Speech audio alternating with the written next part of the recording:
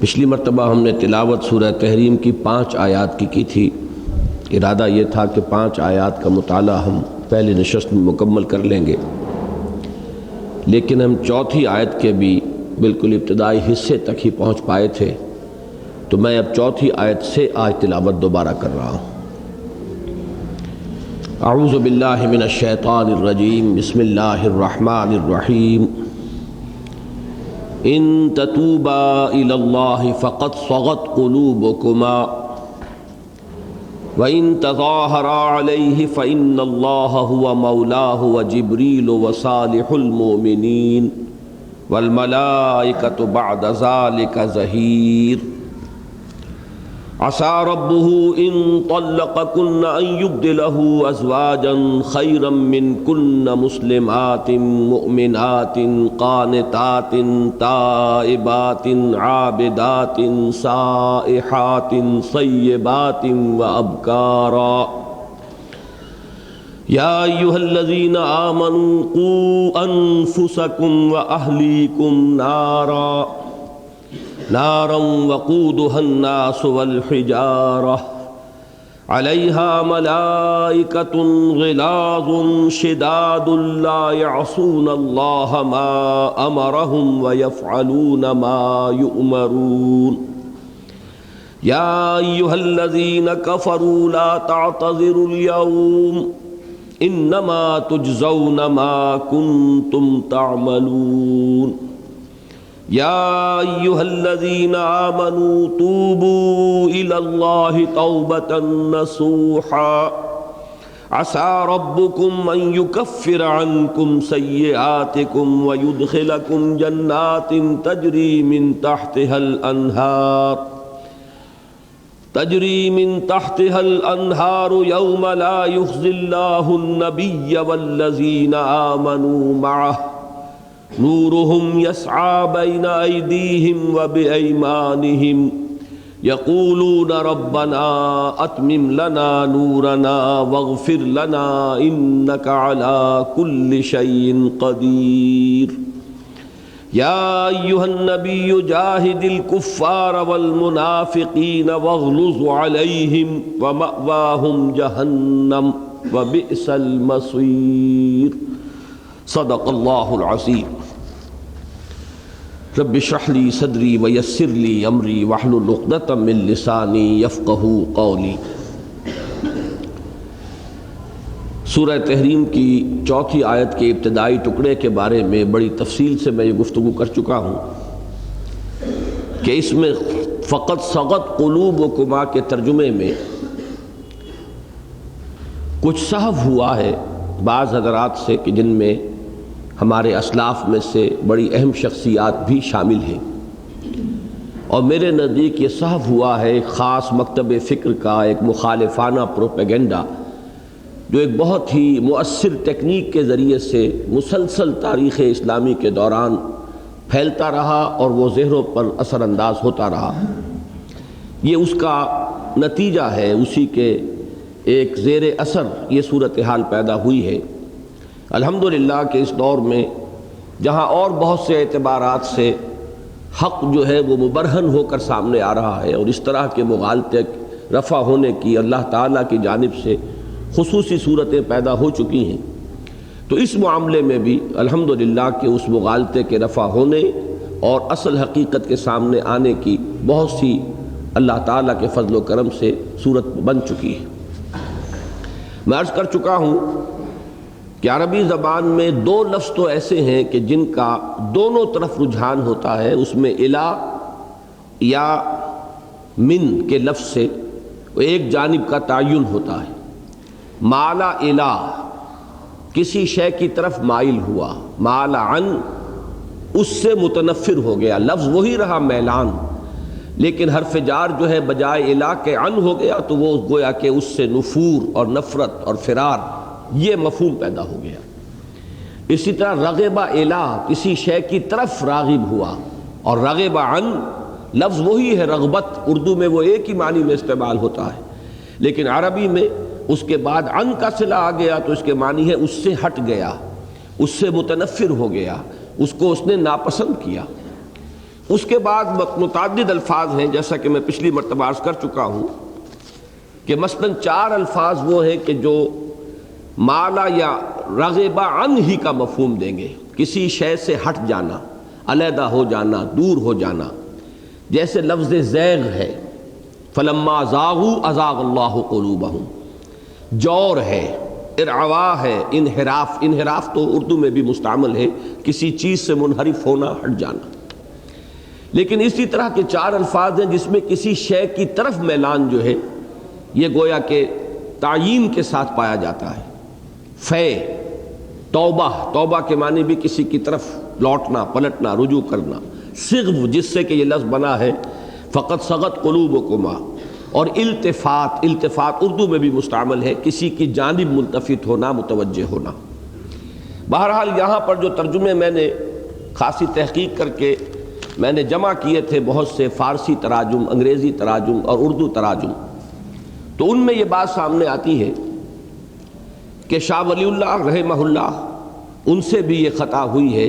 کہ انہوں نے اس آیت کا ترجمہ کیا ہے ہر آئینہ کج شدہ است دل شما. پھر بعض تراجم میرے سامنے اس وقت موجود ہے کہ جو ایرانی مترجمین کے ہیں، شیعوں کے، وہ تو ظاہر بات ہے کہ بالکل اسی مفہوم کے اندر راسخ ہیں، پختہ ہیں. یہ تو ان کا تو ایک خاص مکتب فکر ہے.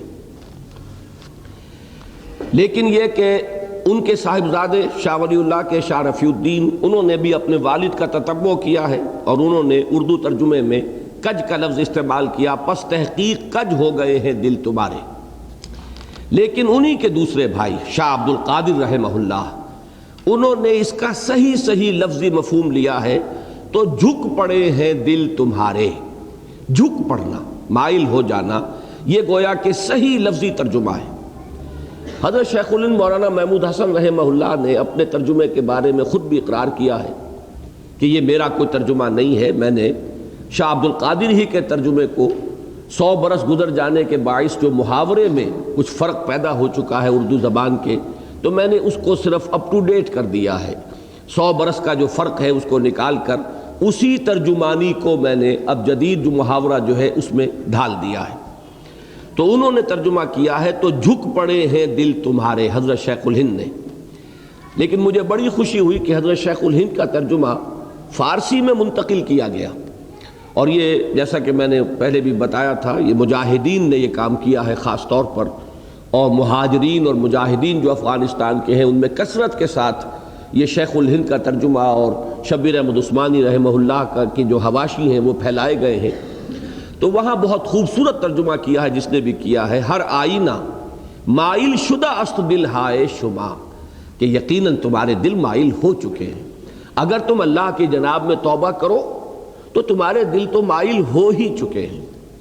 اسی کو پھر مولانا احمد علی لاہوری نے بہت ہی عمدگی کے ساتھ اسی ترجمے کو انہوں نے اختیار کیا ہے. جدید بعض مترجمین میں سے مولانا عبد المجید پاریک صاحب، عبد الکریم پاریک، وہ یہاں بھی آئے تھے ہندوستان سے، بہت سے حضرات ان سے واقف ہیں، انہوں نے ہماری قرآن کانفرنس میں تقریر بھی کی تھی. تو انہوں نے وضاحت کر دی ہے کہ تو تمہارے دل اللہ کی طرف جھک ہی گئے ہیں. اب یہ جھک جانا اللہ کی طرف یا جھک جانا بدی کی طرف، کجی کی طرف، غلطی کی طرف، معصیت کی طرف، جہاں تک لفظ کا تعلق ہے دونوں امکانات موجود ہیں، جھک پڑے ہیں. لیکن جو آیت کا کی کنسٹرکشن ہے کہ ان تتوبا الی اللہ فقد صغت قلوبکما، اگر تم اللہ کی جناب میں توبہ کرو، رجوع کرو، تو تمہارے دل تو مائل ہو ہی چکے ہیں. یہ بالکل وہ نفسیاتی کیفیت ہے کہ جس میں بسا اوقات انسان کو اپنی خطا کا احساس تو ہو جاتا ہے، لیکن ایک ہچکچاہٹ سی مانے رہتی ہے اس کو برملا ماننے میں، خاص طور پر جہاں کوئی بے تکلفی بھی ہو، جہاں کچھ مان بھی ہو کسی کو کہ خامخواہ میں کیوں ان کے سامنے اپنی غلطی کا اعتراف کروں. تو یہ جو ایک خاص قسم کا معاملہ ہے جس کی طرف مولانا امین احسن اصلاحی صاحب نے بڑی خوبصورتی کے ساتھ توجہ دلائی کہ شوہر اور بیوی کے معاملات ایسے ہوتے ہیں کہ اس میں بسا اوقات اس طرح کی نفسیاتی جو ہے کیفیت پیدا ہو جاتی ہے. تو پھر تشویق اور ترغیب کے لیے یہ انداز اختیار کیا جاتا ہے، جیسے کہ ہم کہتے ہیں کہ بھائی تمہارا دل تو مان رہا ہے، اب تم زبان سے نہیں مان رہے، تم سمجھ تو چکے ہو، لیکن یہ کہ تم صرف یہ کہ اقرار کرنے کے لیے تیار نہیں ہو. تو یہ انداز ہے ان تتوبا الی اللہ فقط صغت قلوبکما، اگر تم دونوں اے نبی کی بیویوں رضی اللہ تعالی عنہما، اگر تم دونوں اللہ کی جناب میں رجوع کرو، توبہ کرو، تو یہ تمہارے شایان شان ہے اور تمہارے دل تو اس کی طرف مائل ہو ہی چکے ہیں۔ اور میں نے پچھلی مرتبہ بھی عرض کیا تھا، یہی ترجمہ کیا ہے مولانا عبدالحق حقانی، تفسیر حقانی بڑی اہمیت کی حامل ہے ہمارے ہاں اردو تفاسیر میں۔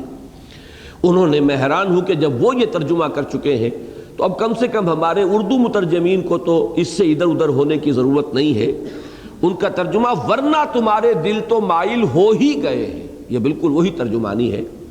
انگریزی میں میں نے آپ سے عرض کیا تھا کہ عبداللہ یوسف علی، پھر محسن خان اور تقی الدین ہلالی اور عبد الماجد دریابادی رحمہ اللہ، ان سب کے تراجم یہ ہیں your hearts are indeed so inclined, یہ تینوں کا ترجمہ یہی ہے، surely your hearts are so inclined. اگرچہ جو ایک جدید ترین مترجم ہے محمد اسد، جو لیوپولڈ ویس ہوتے تھے کبھی، یا وائس، مجھے نہیں معلوم صحیح تلفظ اس کا کیا ہے، یہ ایک یہودی تھے، بہت عرصہ ہوا جب یہ ایمان لائے تھے، یہیں ماڈل ٹاؤن میں ایک زمانے میں ان کا مرکز تھا، عرفات نام کا یہ رسالہ انگریزی میں نکالتے تھے۔ پاکستان جب بنا ہے تو پہلی دستور اسمبلی کے یہ اس کے ساتھ ایک باڈی بنائی گئی تھی کہ جو علماء اور فضلاء ہیں کہ جو اسلامی دستور پر اس دستور اسمبلی کو رہنمائی دے، تو اس میں یہ بھی شامل تھے۔ بعد میں یہ پاکستان کے حالات سے مایوس ہو کر پھر یہاں سے چلے گئے۔ ان کا ایک ترجمہ آیا ہے، بدقسمتی سے انہوں نے وہی ترجمہ کجی والا اختیار کیا ہے، For the hearts of both of you have severed from what is right، تم دونوں کے ہاتھ کے دل جو ہیں وہ صحیح راستے سے ہٹ گئے ہیں۔ تو تراجم تو یہ آپ کو دونوں مل جائیں گے، لیکن یہ کہ جیسا کہ میں نے عرض کیا کہ اس میں جو فقرے کی جو ساخت ہے اور پوری ایک نفسیاتی جو پس منظر ہے اس کو سامنے رکھیں تو اس کا مفہوم بالکل معین طور پر یہ ہے کہ اے نبی کی بیویوں، تم سے خطا ہوئی ہے۔ نبی نے تم میں سے ایک کو ایک راز کی بات بتائی تھی اور وضاحت کر دی تھی، تاکید کر دی تھی کہ کسی کو نہ بتانا۔ تم میں سے اس نے اس راز کو دوسری بیوی کو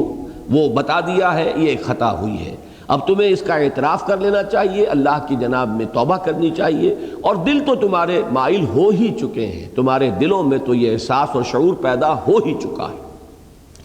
اب ہم آگے چل رہے ہیں، وَإِن تَظَاهَرَ عَلَيْهِ، یہ ٹکڑا جو ہے اس آیہ مبارکہ کا، اس کے ضمن میں بھی مجھے کچھ تمہید کرنی پڑے گی، اس لیے کہ اس کی بھی جو اس کا لفظی ترجمہ ہے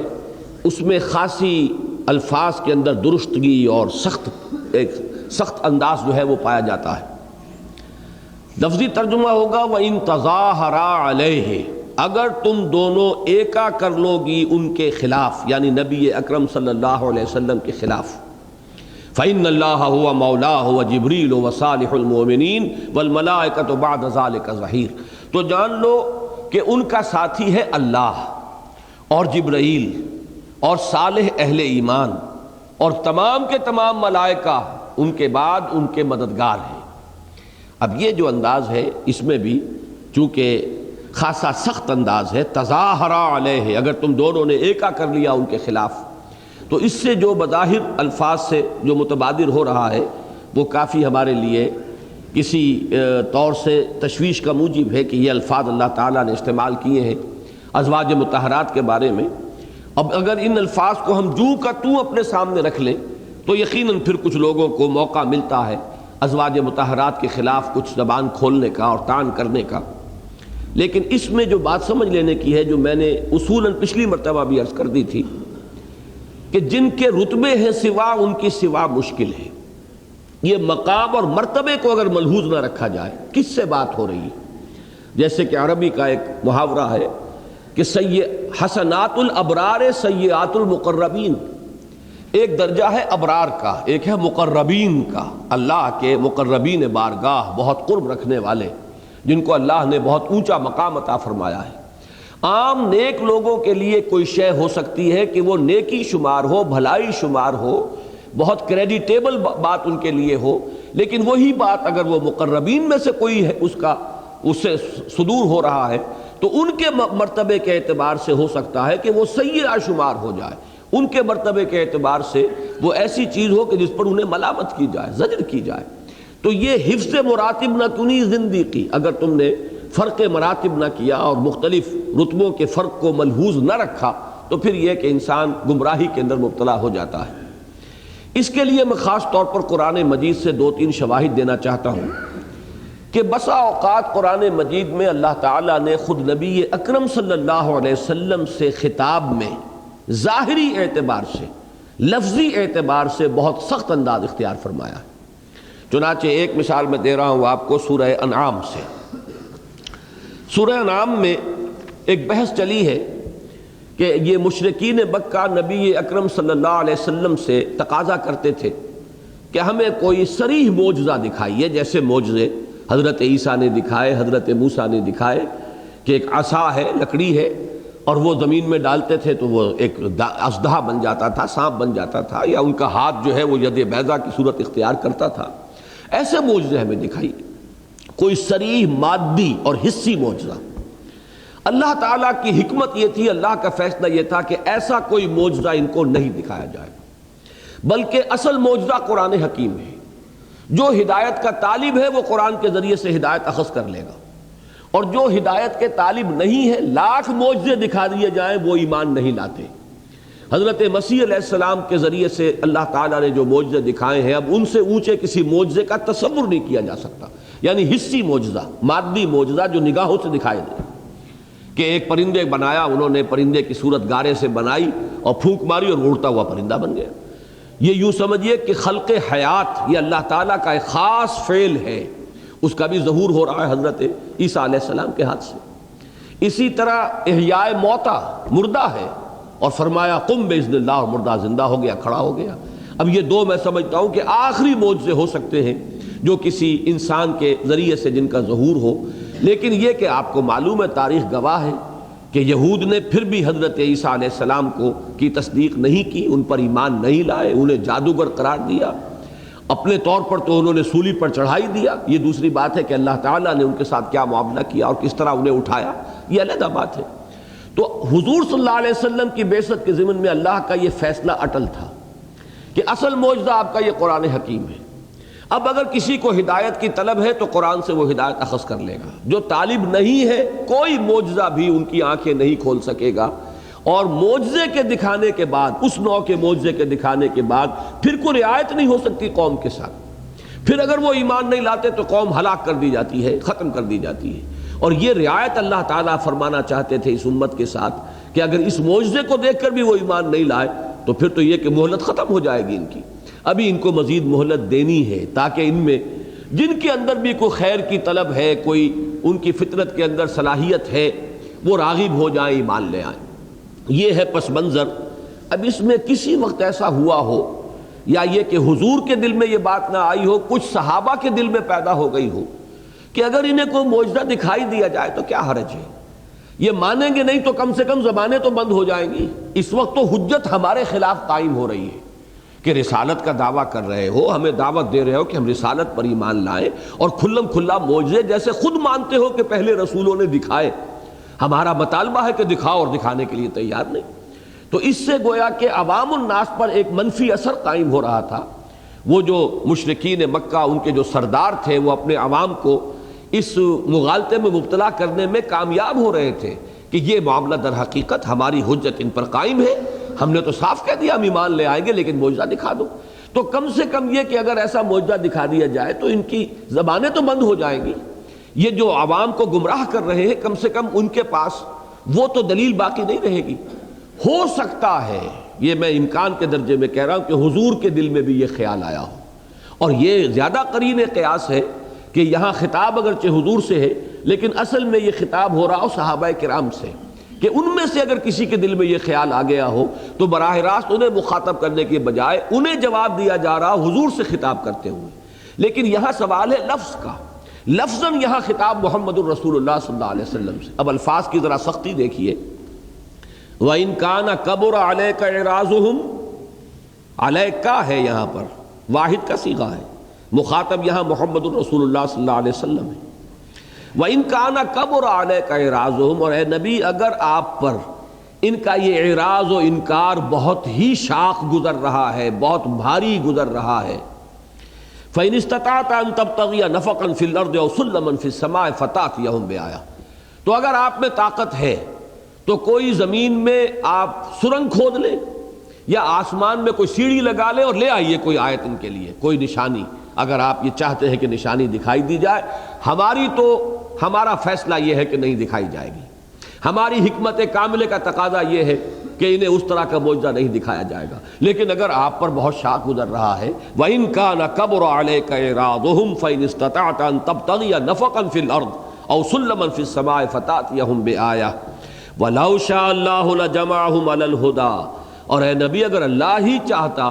تو ان سب کو ہدایت پر جمع کر دیتا، آنے واحد میں ان کے دلوں کو پھیر دیتا۔ یہ تو امتحان ہے کہ کون ہے جو ایمان لاتا ہے، کون طالب ہے ہدایت کا۔ فَلَا تَكُونَنَّ مِنَ الْجَاهِلِينَ، تو آپ جاہلوں میں سے مت بنیں۔ اب یہ ہے بہت سخت انداز، لفظی طور پر تو لفظ جاہل جو ہے معمولی لفظ نہیں ہے، بہت ثقیل لفظ ہے، اور یہاں براہ راست وہ استعمال ہو رہا ہے محمد الرسول اللہ صلی اللہ علیہ وسلم سے خطاب میں، فَلَا تَكُونَنَّ مِنَ الْجَاهِلِينَ۔ تو آپ کو یہ جو اگر خیال آپ کے دل میں آیا ہے تو، اور اگر یہ آپ کے ساتھیوں کے دل میں خیال ہے تو اے نبی پھر آپ انہیں بتا دیجئے کہ پھر یہ در حقیقت ایک طرح کی جہالت ہے، نعوذ باللہ من ذالک، نقل کفر نہ باشد۔ ہمیں وہ الفاظ بہرحال استعمال کرنے پڑیں گے، ہم کیا کریں، اس لیے کہ ترجمہ جب کریں گے تو لفظ کا حق ادا کرنا جو ہے وہ لازم ہو جاتا ہے۔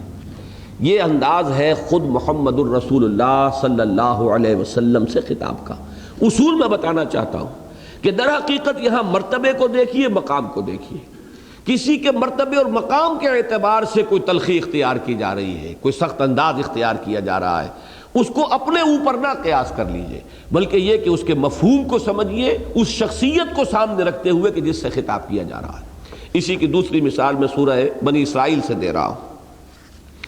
سورہ بنی اسرائیل میں بھی وہ رد و قضا ہے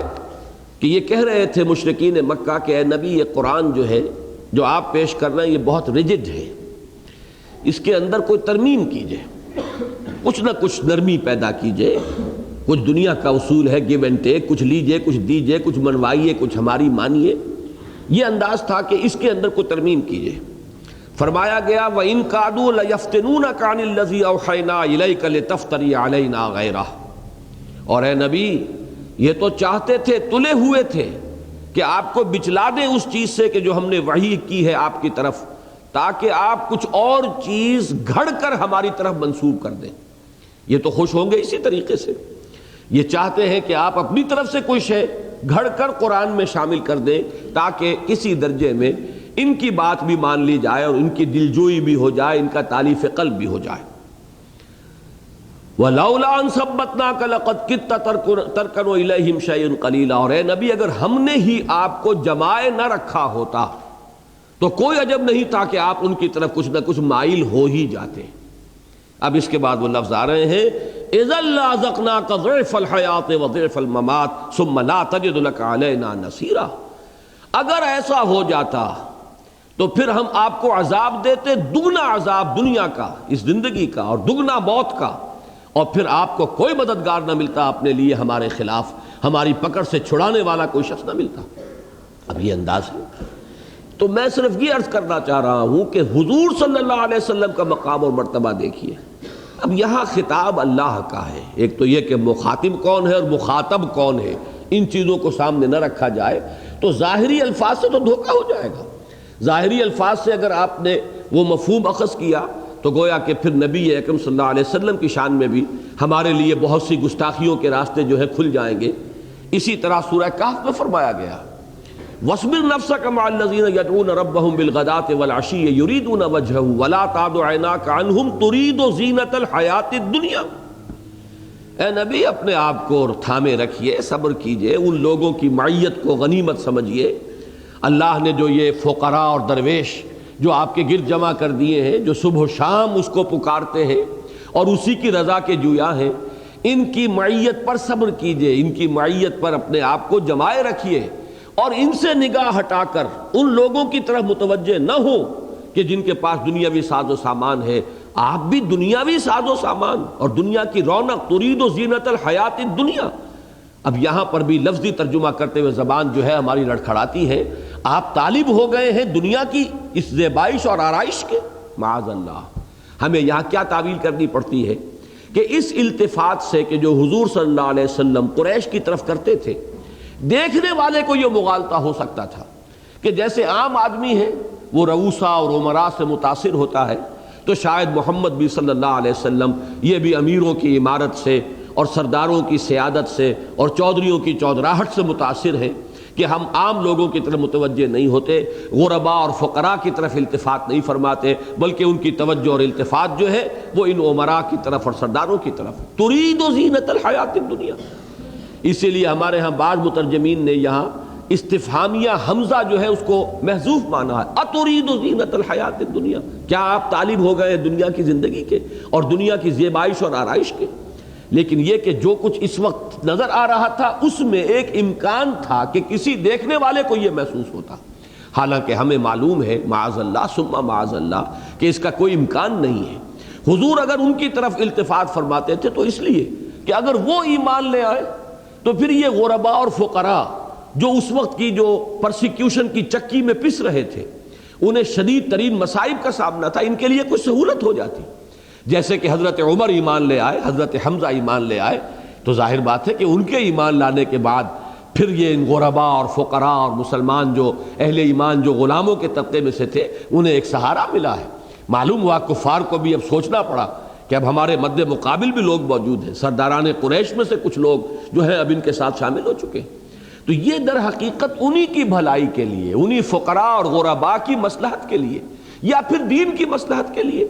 کہ الناس علی دین ملوکہم، اگر یہ سردار ایمان لے آئیں گے پورا قبیلہ ایمان لے آئے گا، اس اعتبار سے یہ مصلحتیں تو پیش نظر ہو سکتی تھی، لیکن ترید زینت الحیات الدنیا، معاذ اللہ ثم معاذ اللہ ثم معاذ اللہ، تم طالب ہو گئے ہو دنیا کی اس حیات دنیاوی کی زیبائش اور آرائش اور زینت کے۔ یہ ایک بات ہے جو کہی گئی ہے، لفظ ضرور ہے کہ جو قرآن مجید میں آئے ہیں، ترجمہ جب کیا جائے گا تو بہرحال ان الفاظ کا حق ادا کیا جائے گا، لیکن یہ کہ ان الفاظ کی ہم توجیح کریں گے کہ یہ سختی جو ہے جو ظاہری الفاظ سے متبادر ہو رہی ہے حقیقتاً وہ یہاں پر مراد نہیں۔ یہ اصول اور بھی میں مثالیں دے سکتا ہوں، لیکن اس وقت جو ہے اس اصول کو سامنے رکھیے تو ازواج مطہرات سے بھی جو گفتگو اس وقت ہو رہی ہے اس کو اسی ایک اصول جب ہمارے سامنے آ گیا ہے تو اسی کے ذریعے سے ہم ہر جگہ پر بات کو سمجھیں گے کہ اگرچہ بظاہر یہاں جو انداز تخاطب ہے اس میں سختی ہے، لیکن یہ کہ اس سختی کو ہم جیسا کہ ظاہری الفاظ سے متبادر ہو رہی ہے ہم اس پر محمول نہیں کریں گے بلکہ اس کی توجیح اور تعویل کریں گے۔ فرمایا وَإِن تَظَاهَرَ عَلَيْهِ، اگر تم دونوں ایک آ کر لو۔ اب اس کی زیادہ سے زیادہ صورت جو محسوس ہوتی ہے وہ یہ ہے کہ یہ دونوں حضرت حفصہ حضرت عائشہ رضی اللہ تعالی عنہما، ان دونوں کے اندر یوں سمجھیے کہ اس قدر باہمی جو ہے الفت تھی، باہمی اعتماد تھا کہ انہیں جب یہ محسوس ہوا کہ نبی اکرم صلی اللہ علیہ وسلم کچھ ناراض ہیں کسی معاملے پر، تو ان دونوں نے گویا کہ ایک دوسرے کے ساتھ ہمدردی کرتے ہوئے، جیسا ہوتا ہے شوہر اور بیویوں کے مابین، دونوں نے بھی کچھ روٹھنے کی شکل اختیار کی، جس کی طرف کے اس کے پہلے حصے میں اشارہ ہو چکا ہے کہ ان تتوبا الی اللہ فقد صغت قلوبکما وان تظاہرا علیہ، تو جان لو کہ یہ بات جو ہے یہ کہاں سے کہاں تک جا پہنچے گی اگر ہمارے نبی کے خلاف تم نے یہ طرز عمل اختیار کیا۔ جہاں یوں سمجھیے کہ انگلی رکھنے کا امکان ہے وہاں تو پھر پوری عمارت بھی تعمیر ہو سکتی ہے۔ تمہارا یہ رجحان اگر آگے بڑھ گیا، اگر اس کے اندر کہیں اور اضافہ ہو گیا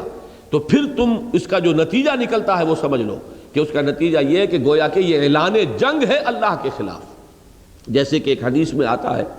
یہ حدیث قدسی ہے کہ من عاد لی ولیا فقد آذنتہ بالحرب، جس شخص نے میرے کسی ولی کے ساتھ دشمنی کی اس کے خلاف میرا اعلان جنگ ہے۔ جیسے کہ سود کے کاروبار سے متعلق قرآن مجید میں آیا ہے کہ یہ پھر اللہ اور اس کے رسول کی طرف سے پھر اذان جنگ ہے، پھر گویا کہ اعلان جنگ ہے۔ تو یہ انداز ہوتا ہے سختی کا۔ تو یہاں فرمایا کہ اس بات کے اندر جو کچھ مضمر ہے حقیقت اس کو پہچانو۔ میں نے یہ سورہ حجرات کے ضمن میں بھی یہ بات واضح کی ہے کہ ایک معاملہ کہ جو خاص تھا صحابہ کرام کے ساتھ اکثر ہماری نگاہوں سے وہ اوجھل ہو جاتا ہے، جس کی وجہ سے ہم تشویش میں مبتلا ہو جاتے ہیں اور مغالطوں میں مبتلا ہو جاتے ہیں۔ ہمارا معاملہ کیا ہے؟ ہمارے لیے حضور کی صرف ایک حیثیت ہے اور وہ یہ کہ وہ اللہ کے رسول ہیں۔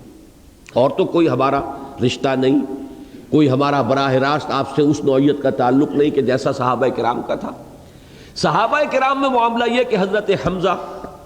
ایک اعتبار سے امتی ہیں حضور کے، لیکن دوسرے اعتبار سے چچا ہیں، چچا بزرگ ہوتا ہے، بڑا ہوتا ہے، اس اعتبار سے حضور صلی اللہ علیہ وسلم سے گویا کہ وہ اس رشتے کے اعتبار سے ایک بلندتر مقام پر ہے۔ حضرت عباس ایک طرف تو امتی ہیں، متبع ہیں، مطیع ہیں، حکم ماننا ہے، لیکن یہ کہ ایک عام شخص کا معاملہ اور ہے، عباس کا اور ہے۔ عباس چچا بھی تو ہے محمد الرسول اللہ صلی اللہ علیہ وسلم کے، آخر حضور کیا ان کا ادب نہیں کرتے ہوں گے؟ ان کے ساتھ خطاب کے اندر حضور کا انداز جو ہے یقیناً وہی ہوگا کہ جو کسی کے ساتھ اپنے کسی رشتے میں جو بڑا ہو اس کے ساتھ کیا جاتا ہے۔ تو یہ بات واضح کی گئی ہے سورہ حجرات میں، اعلموا ان فیکم رسول اللہ، یہ صحابہ کرام سے براہ راست خطاب کر کے گویا کہا جا رہا ہے یہ جان لو تمہارے مابین جو ہے یہ اللہ کے رسول ہیں، یہ ٹھیک ہے تمہارے بھتیجے ہیں، اے علی یہ ٹھیک ہے کہ تمہارے چچا زاد بھائی بھی ہیں، تمہارے خسر بھی ہیں، ایک رشتہ یہ بھی ہے تمہارا، لیکن ان کی جو حیثیت تمہاری نگاہوں میں ہر دم رہنی چاہیے وہ یہ کہ یہ اللہ کے رسول ہیں۔ یہی بات یوں سمجھیے کہ کہی جا سکتی ہے اے عائشہ اور اے حفصہ، یہ بات نہ بھولنا یہ اللہ کے رسول ہیں، ٹھیک ہے تمہارے شوہر ہیں، تم سے محبت کرتے ہیں، تم ان کی چہیتی بیویاں ہو، اور زن و شوق کا تعلق جو ہے اس کے بہت سے تقاضے ہیں نفسیاتی، وہ بھی اپنی جگہ پر برقرار رہیں گے، لیکن یہ کہ کبھی نہ بھولنا کہ یہ اللہ کے رسول ہیں۔ جو تمہارا رویہ ان کے ساتھ ہونا چاہیے ہر وقت اس میں یہ حیثیت ان کی مقدم رہے تمہارے سامنے کہ یہ اللہ کے رسول ہیں صلی اللہ علیہ وسلم۔ تو یہ چیزیں عام گھریلو زندگی میں کسی شوہر اور بیوی کے مابین ان کی وہ اہمیت نہیں ہے، لیکن جان لو کہ یہ مقام کون سا ہے، ادب گاہیس زیر آسماں عرش نازک تر، نفس گم کردہ می آیت جنید و بایزید ایجا، تو یہ مقام پہچانو، وَاعْلَمُوا أَنَّ فِيكُمْ رَسُولَ اللَّهِ لَوْ يُطِيعُكُمْ فِي كَثِيرٍ مِّنَ الْأَمْرِ لَعَنِتُّمْ، اگر تم اپنی بات ان پر ٹھوسو گے، ان سے اپنی بات منوا لو گے، اگر یہ تمہارے آپ کی پیروی کرنے لگے تو تم مشکل میں پڑ جاؤ گے۔ یہ سورہ حجرات کی آیت ہے اور میں اس کے حوالے سے یہ مضمون وہاں تفصیل سے بیان کر چکا ہوں، یہاں میں چاہتا ہوں کہ اس ڈائمنشن کو بھی ایڈ کر لیجئے کہ یہ بات جان لو کہ اگر عام شوہر اور بیوی کا معاملہ ہوتا تو ٹھیک ہے، وہ روسا منائی ہوتی رہتی ہے، کوئی شوہر روٹھ گیا ہے تو بیوی بنا لیتی ہے، کبھی بیوی روٹھ گئی ہے تو شوہر بنا لیتا ہے، یہ چیزیں جو ہے عام انسانی زندگی میں گھریلو معاملات کے اندر چلتی رہتی ہیں، لیکن یہاں معاملہ ہے محمد الرسول اللہ کا صلی اللہ علیہ وسلم، لہذا یہاں بہت احتیاط کی ضرورت ہے۔ یہ ہے بات جو کہی جا رہی ہے، وَإِن تَظَاهَرَ عَلَيْهِ فَإِنَّ اللَّهَ هُوَ مَوْلَاهُ، تو جان لو کہ پھر تمہارا مقابلہ کس سے ہو رہا ہے کہ رسول کے پیچھے تو اللہ تعالیٰ کی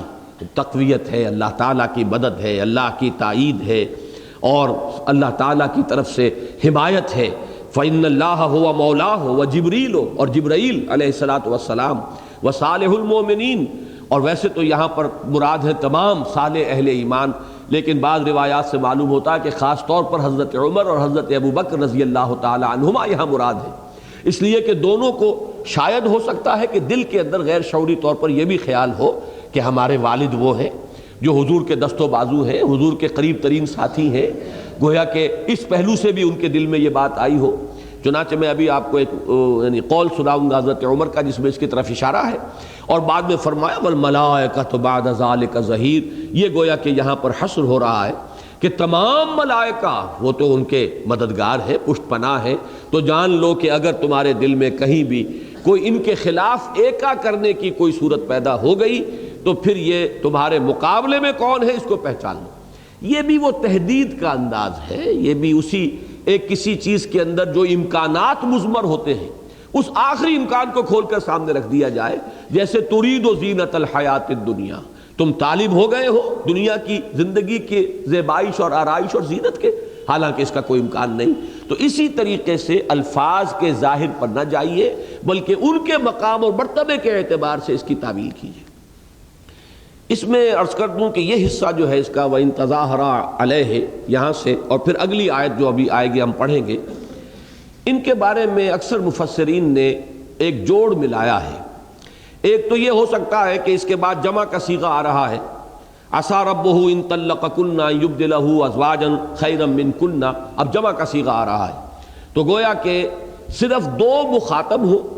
لیکن بعد میں جنرلائز کرنے کے لیے اس کا جمع کا صیغہ اختیار کر لیا گیا، اور یہ بھی امکان موجود ہے۔ لیکن اکثر حضرات نے، مفسرین نے اس کا جوڑ ملایا ہے اس واقعہ ایلا سے، جس کا ذکر تفصیل سے سورہ احزاب میں ہو چکا ہے۔ سورہ احزاب میں یہ واقعہ مذکور ہے کہ حضور صلی اللہ علیہ وسلم کے ازواج مطہرات نے کچھ مطالبہ کیا کہ ہمارے نفقے میں، خرچ میں کچھ اضافہ ہونا چاہیے، اور یہ بات کوئی ایسی غلط نہیں تھی، اس لیے کہ انہیں نظر آ رہا تھا کہ اب تو حالات کافی بدل چکے ہیں، مال غنیمت کثرت کے ساتھ آ رہا ہے، عام مسلمانوں کے گھروں میں بھی اب کشادگی ہے اور سہولت ہے، آسانیاں ہیں، تو ہمارے اوپر بھی اس معاملے میں کچھ حق ہمارا بنتا ہے کہ سہولت ہو جائے، ہمارے لیے بھی کچھ کشادگی ہو۔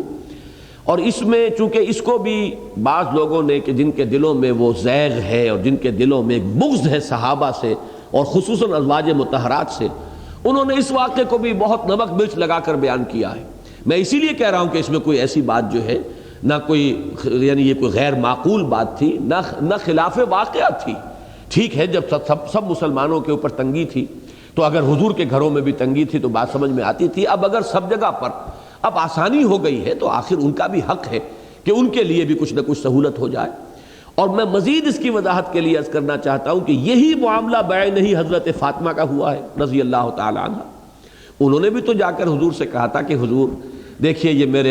یہ کندھے کے اوپر نشان پڑا ہوا ہے، مشکیزہ میں خود لے کر آتی ہوں پانی بھر کر کنویں سے، اس کی وجہ سے نشان پڑ گیا ہے۔ یہ دیکھیے چکی پیسنے سے یہ گٹے پڑ گئے ہیں، یہ سختی ہے، تو آپ کوئی مجھے کنیز یا کوئی خادم جو ہے کوئی غلام مجھے بھی عنایت فرما دیں۔ تو معلوم ہے کہ حضور نے کیا جواب دیا، جو جواب حضرت فاطمہ کو دیا تھا وہی جواب ازواج مطہرات کو دیا۔ حضرت فاطمہ کا معاملہ صرف فرق یہ کہ قرآن مجید میں نہیں آیا، حضور نے یہ فرمایا حضرت فاطمہ سے کہ بیٹی یہ چیزیں اوروں کے لیے ہیں، تمہارے لیے نہیں ہیں، تمہیں تو میں اس سے کہیں بہتر شے دے رہا ہوں۔ یہ تسبیح فاطمہ جو نماز کے بعد آپ یہ 33 مرتبہ سبحان اللہ اور 33 مرتبہ الحمدللہ اور 33 یا 34 مرتبہ اللہ اکبر پڑھتے ہی تسبیح فاطمہ ہے۔ مطالبہ یا جو بھی درخواست تھی وہ تو تھی اس بات کی کہ مجھے دنیا کی کوئی سہولت ہو جائے، آسانی ہو جائے، کوئی غلام کنیز سارے کام کے گھر کے جو ہے مجھے کرنے پڑ رہے ہیں، لیکن حضور نے جواباً یہ کہا کہ تمہارے لیے نہیں ہے یہ چیزیں۔ اسی طرح کا معاملہ ازواج مطہرات کے ساتھ ہوا، ان کا مطالبہ کوئی غیر معقول نہیں تھا، انہوں نے جو چیز طلب کی تھی وہ بالکل مطابق واقعہ بھی تھی، جو حالات کے اندر تبدیلی پیدا ہو چکی تھی اس کے اعتبار سے سراسر معقول، لیکن یہ کہ چونکہ یہ ازواج مطہرات کا معاملہ تھا لہذا قرآن مجید میں آپ کو معلوم ہے آیت تخیر نازل ہو گئی کہ اے نبی کی بیویوں طے کر لو، اگر تمہیں دنیا چاہیے فتعالین امتعکن واسرحکن سراحا جمیلا، اے نبی ان سے کہہ دیجئے اگر تم دنیا اور اس کی زیبائش اور آرائش کی طالب ہو تو میرے گھر میں تو وہ شے نہیں آئے گی، اگر تمہیں وہی مطلوب ہے تو آؤ کہ میں تمہیں دے دلا کر رخصت کر دوں گا، پھر میرے گھروں میں نہیں رہ سکتی، اور اگر تمہیں اللہ چاہیے اللہ کا رسول چاہیے تو بہرحال یہی سختیاں جھیلنی ہوگی۔ اور انہوں نے یہ آیت تخیر کہلاتی ہے، اور تمام ازواج مطہرات نے جو ہے پھر جو اختیار اللہ نے دیا تھا اور اللہ کے رسول کی طرف سے آیا کہ اگر دنیا چاہتی ہو تو میں دنیا تمہیں دوں گا لیکن گھر سے رخصت کر دوں گا، اور اگر اللہ اور اس کے رسول کی طالب ہو تو پھر یہی سختی جھیلنی پڑے گی۔ تو انہوں نے بالاتفاق یہ کہا کہ ہمیں اللہ اور اس کا رسول چاہیے۔ تو یہ واقعہ جو ہوا ہے اسی کے ضمن میں تفاصیل آتی ہے کہ تقریباً ایک مہینے، بلکہ تقریباً نہیں پورا ایک مہینہ جب زیادہ مطالبہ ازواج مطہرات کا بڑھ گیا تھا اور انہوں نے ایک طرح کا ایکا کر لیا تھا، یہ یوں سمجھیے جدید اصطلاح میں سمجھا رہا ہوں جیسے ٹریڈ یونینزم ہوتی ہے کہ مل کر جو ہے کسی جگہ کام کرنے والے اپنا مطالبہ پیش کریں تو وہ اس کو مل کر پیش کرنے میں اس میں ایک وزن پیدا ہو جاتا ہے۔ تو یہ ایک ایکا تھا تمام ازواج مطہرات کا کہ ہم سب کا یہ متفقہ مطالبہ ہے کہ ہمارے نفقے کے اندر اضافہ کیا جائے اور ہمارا جو خرچ ہمیں ملتا ہے اس میں کچھ اضافہ کیا جائے۔ تو وہ تظاہرہ جو یہاں لفظ آ رہا ہے اس کی ایک مناسبت پیدا ہوتی ہے اس ایکے کے ساتھ کہ جو اس وقت تمام ازواج مطہرات نے جمع ہو کر اور وہ حضور صلی اللہ علیہ وسلم سے اپنا مطالبہ منوانے کے ضمن میں کیا تھا، لیکن یہ کہ ایک ماہ تک حضور نے لا تعلقی اختیار کیے رکھی، اسی میں یہ افواہیں بھی اڑ گئیں کہ حضور نے طلاق دے دی ہے اور بہت لوگ پریشان ہوئے۔ حضرت عمر کے بڑے تفصیلی واقعات اس میں آئے ہیں روایات میں احادیث میں، یہاں تک کہ یہ بھی جب یہ محسوس ہوا کہ حضرت حفصہ اور حضرت عائشہ رضی اللہ تعالی عنہما خاص طور پر ان کے پاس گئے کہ تم نے یہ کیا غلط طرز عمل اختیار کیا ہے، ڈانٹا ڈپٹا، حضرت ام سلمہ کے پاس پہنچ گئے تو انہوں نے البتہ وہ بہت تلخ جواب دیا حضرت عمر کو کہ اے عمر تمہارا معاملہ عجیب ہے، تم ہر چیز میں دخل دیتے ہو، ہوتے ہوتے یہاں اب پہنچ گئے ہو کہ نبی اکرم صلی اللہ علیہ وسلم اور ان کی ازواج کے معاملے میں بھی اب تم دخل دے رہے ہو۔ تو وہ چپ ہو کر واپس آ گئے، لیکن یہ کہ ایک تشویش جو ہے وہ بہت رہی۔ اس کے ضمن میں ایک واقعہ ہے کہ جو مسلم شریف میں ایک قول نقل ہوا ہے، حضرت عبداللہ ابن عباس رضی اللہ تعالی عنہما اس کے راوی ہیں کہ حضرت عمر نے یہ فرمایا کہ جس وقت یہ صورتحال تھی تو میں حضور کی خدمت میں حاضر ہوا اور میں نے ان سے یہ عرض کیا کہ حضور آپ اتنے پریشان کیوں ہیں؟ ظاہر بات ہے کہ حضور پر بھی اب یہ 1 ماہ کا لا تعلقی کا معاملہ ازواج سے اور چہمے گوئیاں جو ہو رہی تھیں، پورے اس چھوٹا سا مدینہ ایک قصبہ تھا اور پھر حضور کا معاملہ تھا، یہ کسی عام مسلمان کا تو معاملہ نہیں تھا، تو میں سمجھتا ہوں کہ پورے ہر گھر میں جو ہے اسی کا چرچا ہو رہا ہوگا۔ تو حضور کے پاس حاضر ہو کر حضرت عمر فرماتے کہ میں نے عرض کیا کہ آپ پریشان کیوں ہوتے ہیں؟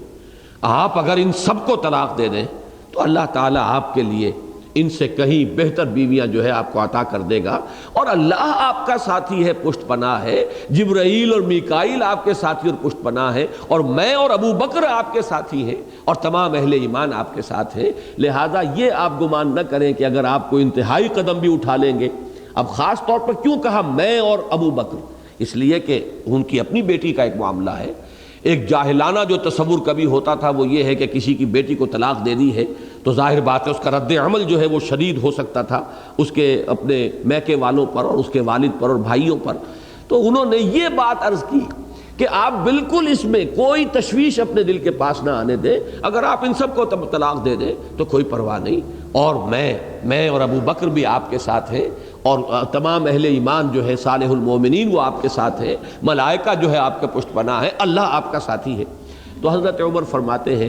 کہ شاذ ہی کبھی ایسا ہوا ہے کہ میں نے کوئی بات کہی ہو اور قرآن مجید میں اس کی تصویب نہ آ گئی ہو۔ یہ بہت سی مثالیں ہیں اصل میں کہ حضرت عمر کے دل میں ایک خیال پیدا ہوتا تھا اور تقریباً جن الفاظ میں وہ اسے ادا کرتے تھے تقریباً انہی الفاظ میں قرآن مجید کے اندر پھر وحی کا نزول ہو جاتا تھا ان کی رائے کی تصویب میں،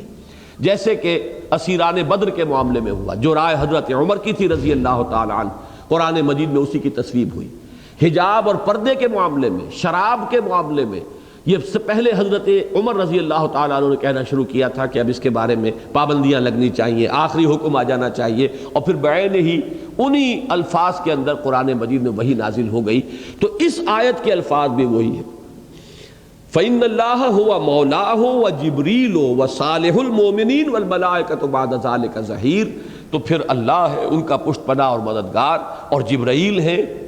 اور صالح اہل ایمان ہیں جن میں ٹاپ پر ہیں حضرت عمر اور حضرت ابو بکر رضی اللہ تعالی عنہما، اور پھر یہ کہ کل کے کل ملائکہ جو ہے ہمارے نبی کے پشت پناہ اور مددگار ہیں۔ تو یہ انداز اختیار کیا گیا ہے یہاں، ایک طرح سے سرزنش کہہ سکتے ہیں آپ کہ جو بھی طرز عمل تم اس وقت اختیار کر رہی ہو اس کے اندر یہ کچھ مضمر ہے، پھر نبی کے مقام کو گویا کہ سمجھنے میں تم سے یا عملی اعتبار سے اس میں کچھ کمی ہو رہی ہے، کوتاہی کا صدور ہو رہا ہے، اور یہ بات چھوٹی سی ہے لیکن تل کے اوٹ میں پہاڑ ہوتا ہے، اس کے پیچھے یہ سب کچھ پھر مضمر ہے۔ وَإِن تَظَاهَرَا عَلَيْهِ فَإِنَّ اللَّهَ هُوَ مَوْلَاهُ وَجِبْرِيلُ وَصَالِحُ الْمُؤْمِنِينَ وَالْمَلَائِكَةُ بَعْدَ ذَلِكَ ظَهِيرٌ۔ اب اگلی آیت جو ہے اس میں تقریباً وہ مضمون آ گیا ہے۔ واقعہ یہ کہ اس کی مناسبت زیادہ بنتی ہے واقعہ ایلا کے ساتھ، لیکن چونکہ یہ وہاں سورہ احزاب میں نہیں بلکہ سورہ تحریم میں ہے تو ایک امکان یہ بھی ہے کہ وہی دو کا معاملہ ہو لیکن اب اس کے اندر مزید جنرلائز کر کے اور اس کو جمع کے صیغے سے بات کو لے آیا گیا ہو۔ عسیٰ ربہ ان طلقکن، قریب ہے کہ اس کا رب یعنی حضور کا رب اللہ تعالی، عسیٰ ربہ ان طلقکن، کہ اگر وہ تم سب کو طلاق دے دیں، ان یبدلہ، تو وہ بدل دے اللہ ان کو، ازواجن خیرا منکن، ایسی بیویاں جو تم سے بھی بہتر ہوں، مسلمات مومنات قانتات تائبات عابدات سائحات سیبات وابکارا۔ یہ اوصاف جو ہے خاص طور پر جو جمع کیے گئے یہاں، ان کا بھی ایک بڑا گہرا ربط اور ان کی ایک مشابہت ہے۔ سورہ احزاب میں بھی یہ الفاظ آئے ہیں، اور وہاں وہ مردوں اور عورتوں کے لیے المسلمون والمسلمات والمؤمنون والمؤمنات، یہ تمام الفاظ وہاں ایک طویل آیت ہے جس کے اندر آئے ہیں۔ یہاں چونکہ صرف ازواج مطہرات کا معاملہ ہے تو یہاں وہ صرف خواتین کے لیے جو اوصاف ہیں ان کو جمع کیا گیا ہے۔ مسلمات، یہ پہلا درجہ ہے اسلام۔ یہ تو یوں سمجھیے کہ جو صراط مستقیم ہے اس پر پہلا قدم پڑتا ہے، انسان اپنا اختیار سرنڈر کرتا ہے اللہ کے سامنے، یہ اسلام ہے۔ To surrender, to submit. مومنات، ایمان رکھنے والیاں، یہ دلی یقین قلب کے اندر جب اللہ پر، آخرت پر اور وحی پر یہ یقین پیدا ہو جاتا ہے تو یہ اب ایمان ہے۔ مسلمات مومنات قانتات، فرما برداری کرنے والیاں۔ فرما برداری یہ دونوں معنی یہاں پہ دے رہا ہے لفظ، ایک اللہ کی فرما برداری اور ایک شوہروں کی فرما برداری، اس لیے کہ یہی لفظ آیا ہے سورہ نساء کے اندر، فالصالحات قانتات حافظات للغیب بما حفظ اللہ۔ نیک بیویاں وہ ہیں کہ جو اپنے شوہروں کی فرما بردار ہوتی ہیں۔ تو یہ دو طرفہ، اللہ کے لیے بھی فرما برداری اور شوہر کے لیے بھی فرما برداری۔ بلکہ ایک حدیث میں آتا ہے کہ بعض لوگ وہ ہیں کہ جنہیں اللہ تعالیٰ دوہرا اجر و ثواب عطا فرماتا ہے، وہ اللہ کی اطاعت کرتے ہیں تو عام لوگوں کے مقابلے میں انہیں دوہرا اجر و ثواب ملتا ہے۔ ایک مثلاً غلام ہے، غلام اللہ کی بندگی کر رہا ہے، تو ایک عام آزاد آدمی ہے، اس کے لیے وہ پابندیاں نہیں ہیں، لیکن غلام کو اپنے آقا کی بھی اطاعت کرنی ہے، ان لیمیٹیشنز کے باوجود وہ اللہ کی اطاعت کر رہا ہے تو دوہرے اجر و ثواب کا مستحق ہو گیا۔ اسی طرح عورت وہ اپنے شوہر کی بھی اطاعت کر رہی ہے اور اس حال میں اس لیمیٹیشن کے ساتھ وہ اللہ کی اطاعت کا بھی حق ادا کر رہی ہے، تو گویا کہ اسے دوہرا اجر و ثواب اللہ کے ہاں ملے گا۔ تو فرمایا مسلمات مومنات قانتات تائبات، توبہ کرنے والیاں۔ یہ توبہ ایک تو آگے آئے گا آج تفصیل کے ساتھ معاملہ، ایک تو یہ کسی معین کوئی خطا ہوئی انسان کو کے ذریعے کے انسان سے اور پھر وہ اس پر توبہ کر رہا ہے، ایک یہ مستقل وصف ہے کہ ایک طرح کا احتساب انسان ہر وقت کرتا رہے اپنے حرکات و سکنات کا، کیا لفظ اس کی زبان سے نکلا ہے، کیا بات اس نے ابھی کی ہے، کیا فعل اس سے سرزد ہو گیا، احتساب۔ اور جتنا یہ شدید احتساب ہوگا انسان کا، اتنی ہی پھر اس کے اندر وہ توبہ کرنے کا وصف جو ہے اور اس کی صفت جو ہے وہ راسخ ہوتی چلی جائے گی۔ اس لیے کہ اگر آپ غفلت میں ہیں تو آپ کو پتہ ہی نہیں کہ آپ نے اس وقت کیا غلط حرکت کی ہے، بالکل غیر شعوری طور پر، غیر ارادی طور پر آپ سے بہت سی غلطیں ہم سے سب سے ہوتی رہتی ہیں۔ اب یہ جن کو ہم صغائر کہتے ہیں، وہ صغائر وہی تو ہیں کہ جس کے اندر ہمارا کوئی قصد جو ہے، دل کا ارادہ داخل نہیں ہوتا۔ آپ نے کہیں بیٹھے ہوئے کسی کے بارے میں بری بات کہہ دی، حالانکہ آپ کی نیت غیبت کی نہیں تھی، لیکن اس وقت آپ کی زبان سے ایک بات نکل گئی ہے۔ یہ چیزیں جو ہیں اگر انسان کی اپنی نگاہ جو ہے احتساب کی وہ برقرار رہے اور اس کا وہ جذبہ جو ہے بیدار رہے تو مسلسل اسے توبہ کرنی پڑے گی، مسلسل توبہ کرنی پڑے گی۔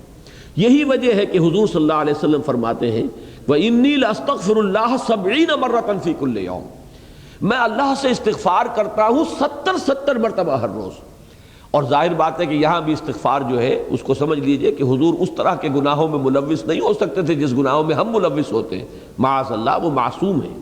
لیکن یہ کہ اپنے مقام بلند کی مناسبت سے ذرا سا بھی اگر کوئی کام جو ہے ہلکا ہو گیا ہے کسی درجے میں، ہمارے لیے وہ پھر حسنات ہی میں ہوگا، لیکن حضور کے مقام اور مرتبے کے اعتبار سے اگر ذرا معیار سے نیچے بات ہو گئی ہے تو یہ بھی گویا کہ حضور کے اعتبار سے گناہ کی بات ہو رہی ہے، اور اس کے اوپر حضور صلی اللہ علیہ وسلم استغفار کر رہے 70 مرتبہ۔ بلکہ پوری حدیث کے الفاظ یہ ہے کہ انہ لیغان علی قلبی، میرے بھی دل پر کبھی کبھی حجاب سا آ جاتا ہے۔ اب یہ غور کیجئے، اس حجاب کو اپنے حجابات کے اوپر قیاس نہ کر لیجئے کہ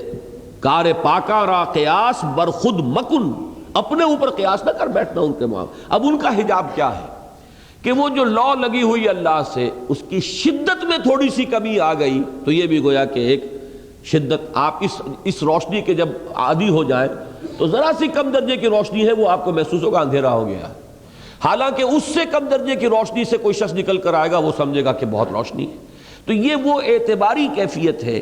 کہ جو لو لگی ہے، جو استحضار ہے اللہ کے ساتھ، وہ جو دل کا رشتہ قائم ہے،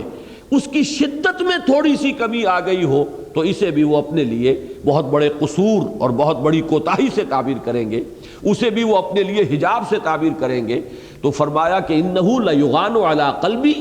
میرے دل پر بھی کبھی کبھی حجاب سا آ جاتا ہے، پردہ سا پڑ جاتا ہے، وانی لاستغفر اللہ 70 مرۃ فی کل یوم، اور میں تو اللہ سے استغفار کرتا ہوں روزانہ 70 مرتبہ۔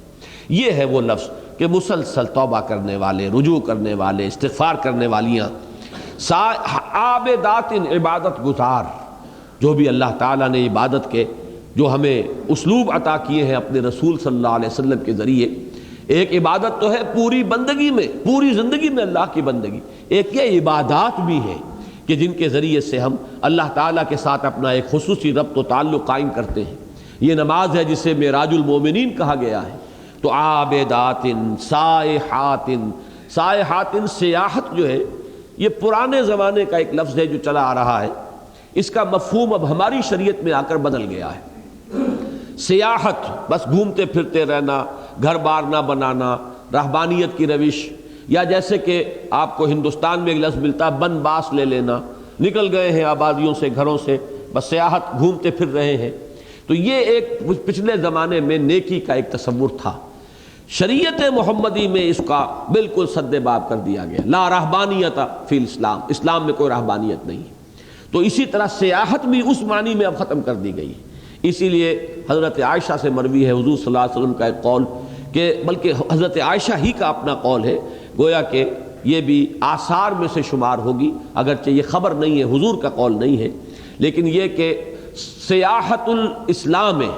ہماری اس شریعت کا سیاحت جو ہے الصوم، یہ روزہ ہے۔ روزے میں ایک مشابہت پیدا ہو جاتی ہے کہ اسی طرح سے کھانا پینا، لذات نفسانیہ جو ہے ان سے انسان اپنے آپ کو روک کر رکھتا ہے۔ اسی لیے اکثر ہمارے مترجمین نے سائحات کا ترجمہ کیا ہے روزہ رکھنے والیاں، یہ گویا کہ ایک ترجمانی کے طور پر، لفظی ترجمہ یہ نہیں بنے گا، سائحات سیاحت اختیار کرنے والیاں یعنی لذات دنیاوی سے کنارہ کشی اختیار کرنے والیاں،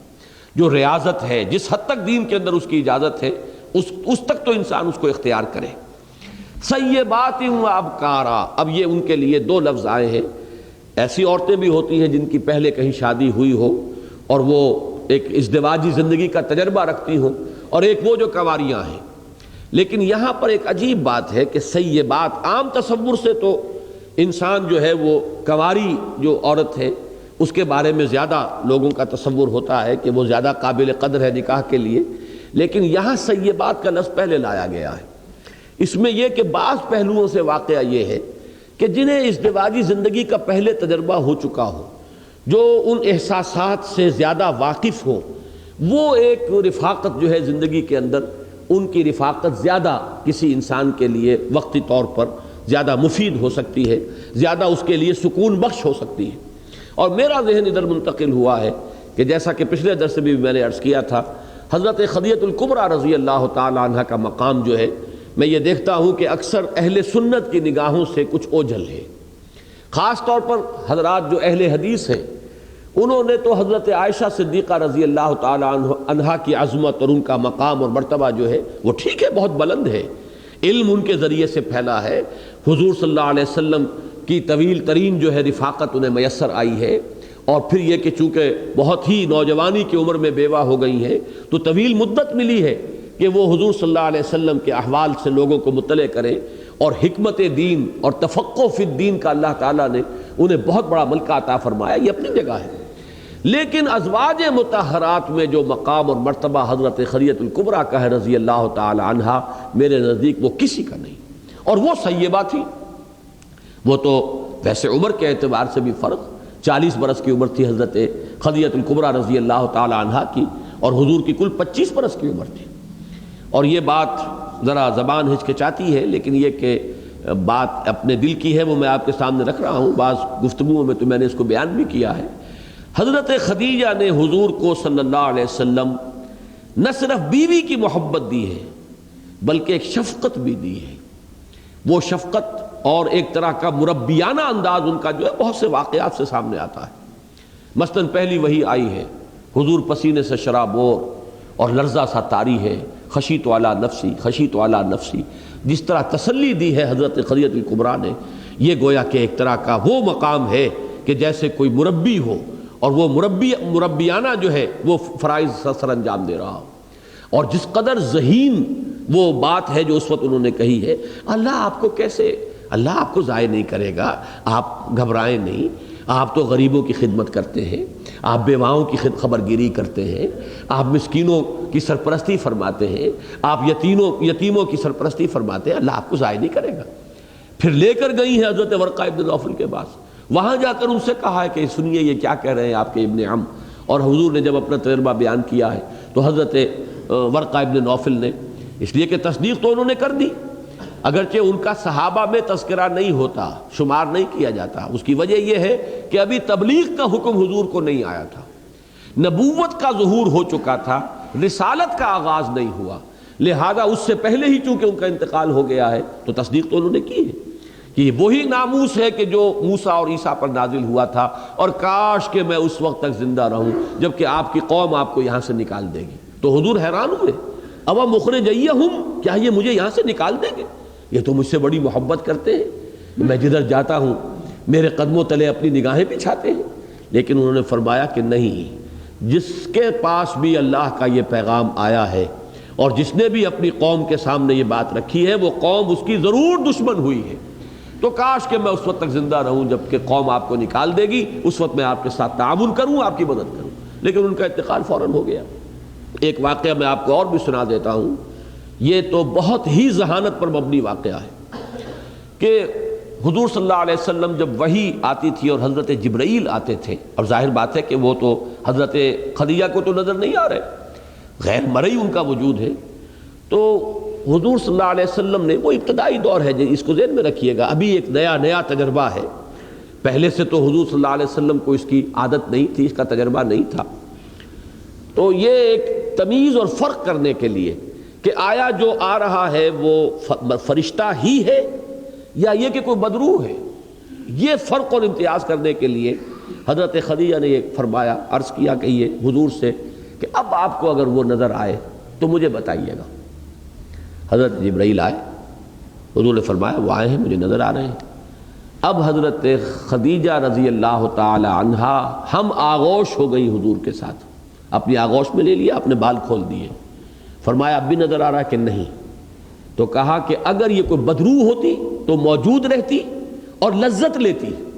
یہ یقیناً فرشتہ ہے کہ جس نے حیا کی ہے اور شرم کی ہے اور وہ یہاں سے رخصت ہو گیا ہے۔ اب یہ ہے ان کی ذہانت کا عالم، ان کی فہم کا، ان کی سمجھ کا عالم جو ہے۔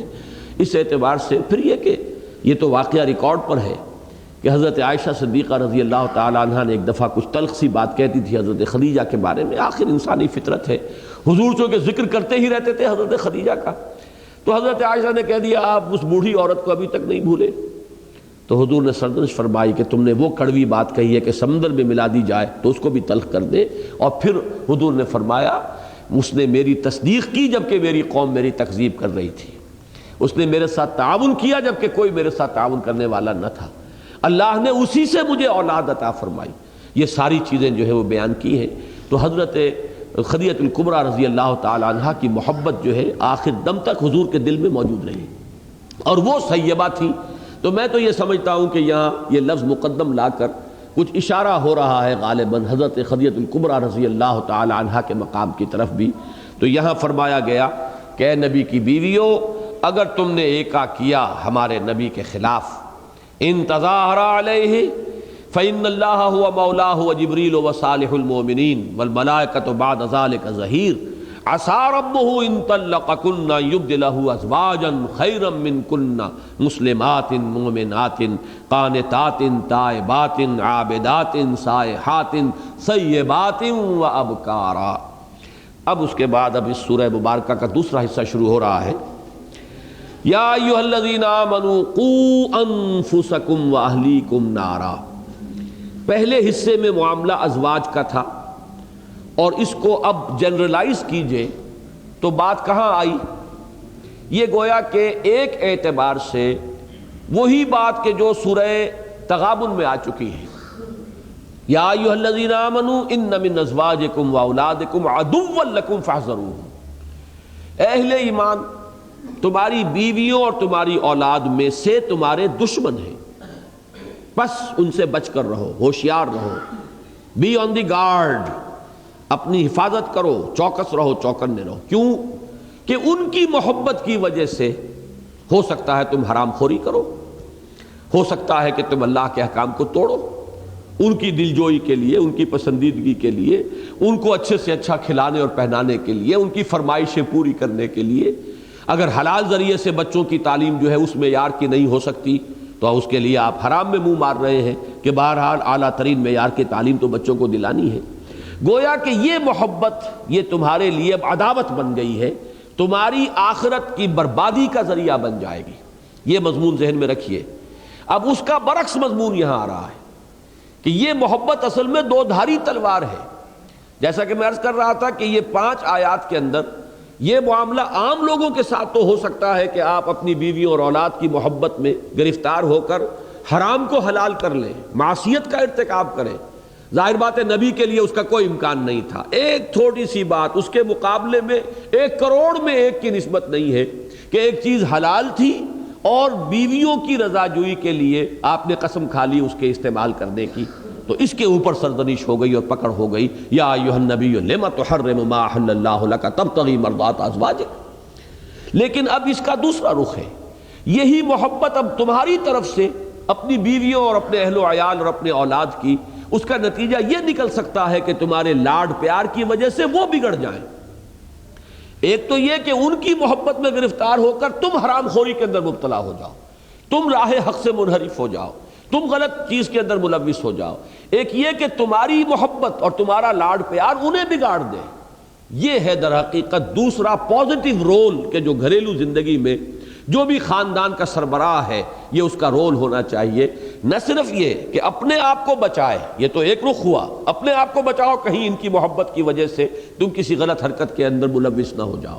ایک یہ فرمایا جا رہا کہ نہیں، اب تمہارا پازیٹیو رول ہے کہ انہیں بھی بچاؤ آخرت کے اس عذاب سے اور جہنم کی اس آگ سے۔ یا ایھا الذین آمنوا قوا انفسکم واہلیکم نارا، اہل ایمان بچاؤ اپنے آپ کو اور اپنے اہل و عیال کو آگ سے۔ یہ ایک بہت ہی اہم تصور ہے کہ جو بدقسمتی سے ہمارے ذہنوں سے اس وقت بالکل نکل چکا ہے۔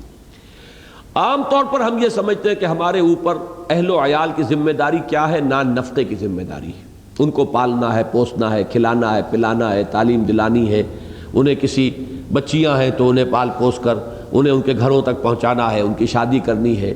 اور بیٹے ہیں تو ان کے لیے کوئی ایسا اہتمام کہ وہ باعزت روزی حاصل کر سکیں، معاشرے میں باعزت مقام، یہ ہم نے کل سمجھا ہوا ہے۔ حالانکہ خاندان کے سربراہ کی حیثیت سے اس سے کہیں مقدم ذمہ داری یہ ہے کہ یہ اللہ نے تمہارے چارج میں اپنے کچھ بندے دیے، مخلوق اللہ کی ہے، اللہ نے تمہارے چارج میں دیے ہیں، تمہاری تحویل میں دیے ہیں۔ اب ان کو آگ سے بچانے کی کوشش، ان کو جہنم سے بچانے کی کوشش، ان کی عاقبت سنوارنے کی کوشش مثبت طور پر اگر تمہاری طرف سے نہیں ہو رہی ہے تو تم عند اللہ جواب دو ہوگے، اللہ کے ہاں تمہاری مسئولیت ہوگی، تم سے پرسش ہوگی اور پوچھ گچھ ہوگی۔ یہ وہ رول ہے کہ جو ایک بندہ مومن کو اپنی گھریلو زندگی کے اندر مثبت طور پر اپنے سامنے رکھنا ہوگا۔ اس کے لیے مثلاً بڑی پیاری حدیث ہے کہ حضور نے فرمایا کلکم راعٍ وکلکم مسئول عن رعیتہ، تم میں سے ہر ایک کی حیثیت ایک چرواہے کی ہے۔ راعی چرواہا، چرواہے کے چارج میں بھیڑیں بکریاں یا اگر گائیں بھینسیں دی گئی ہیں تو ظاہر بات ہے وہ مسئول ہے، وہ بھیڑ کیوں واپس نہیں آئی، وہ بکری جو ہے کہاں گئی، وہ گائے یا بھینس جو ہے جو تمہاری تحویل میں تھی وہ کہاں ہے، پوچھ گچھ ہوگی۔ اسی طریقے سے حضور نے فرمایا کہ جس کو اللہ حکومت دے دیتا ہے وہ تو تمام جو لوگ ہیں اس ملک کے اندر رہنے والے ان کا ذمہ دار اور مسئول ہے، اللہ کے ہاں پوچھا جائے گا اس نے ان کے خیر اور فلاح اور صلاح کے لیے کیا کیا، کیا محنت کی۔ اپنی سی کوشش کوئی شخص کر گزرے، پھر اگر کسی کے اندر اثر پذیری کا مادہ ہی نہیں ہے تو اس کا جواب دے پھر وہ اللہ کے ہاں وہ خود ہوگا۔ یہ شخص بری ذمہ ہو گیا اگر اپنی امکانی کوشش اس نے کر لی۔ پھر حضور نے فرمایا ہر شخص جو گھر کا سربراہ ہے اپنے اہل و عیال کے بارے میں مسئول ہے اللہ کے ہاں۔ پھر فرمایا کہ جو خاتون خانہ ہے، جو گھر میں بیوی کی حیثیت سے اس کے رہ رہی ہے اور بچوں کی ماں کی حیثیت سے، وہ اپنے ان بچوں کے بارے میں اللہ کے ہاں مسئول ہوگی کہ اس نے کیا ذمہ داری ادا کی ہے، بچوں کی تربیت کی کیا کوشش کی ہے، انہیں کس طرح غلط باتوں سے روکنے کی اس نے کوشش کی ہے۔ یہ تمام چیزیں تمہاری ذمہ داریوں میں شامل ہیں۔ یا ایھا الذین آمنوا قوا انفسکم واہلیکم نارا، اہل ایمان بچاؤ اپنے آپ کو اور اپنے اہل و عیال کو آگ سے۔